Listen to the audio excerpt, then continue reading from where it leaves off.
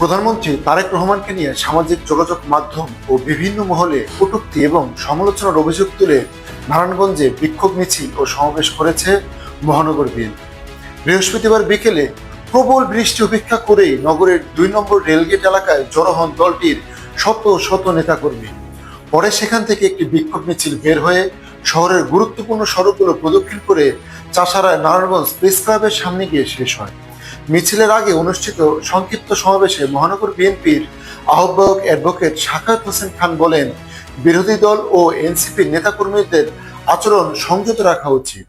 তিনি দাবি করেন, তারেক রহমানকে ঘিরে যে রাজনৈতিক চক্রান্ত চলছে তা দেশের মানুষ বুঝতে পেরেছে এবং কোনোভাবেই সেই চক্রান্ত সফল হতে দেওয়া হবে না।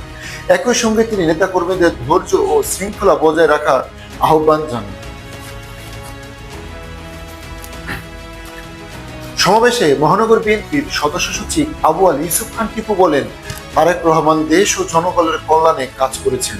তিনি আরো বলেন, রাজনৈতিক মতপার্থক্য থাকলেও দেশের স্বার্থে সবাইকে ঐক্যবদ্ধভাবে কাজ করতে হবে। বিএনপির সব গণতান্ত্রিক শক্তির সঙ্গে সহযোগিতার মনোভাব নিয়ে এগিয়ে যেতে চায় বলে মন্তব্য করেন তিনি।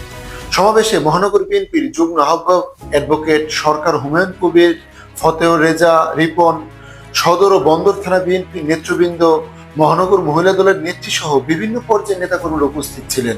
সব মিলিয়ে তারেক রহমানকে নিয়ে কটূক্তির অভিযোগের প্রতিবাদে আয়োজিত কর্মসূচির মাধ্যমে নিজেদের অবস্থান তুলে ধরে মহানগর বিএনপি। এখন এই রাজনৈতিক বক্তব্য ও পাল্টা প্রতিক্রিয়া ঘিরে স্থানীয় রাজনীতিতে নতুন এক আলোচনার সৃষ্টি হয়েছে।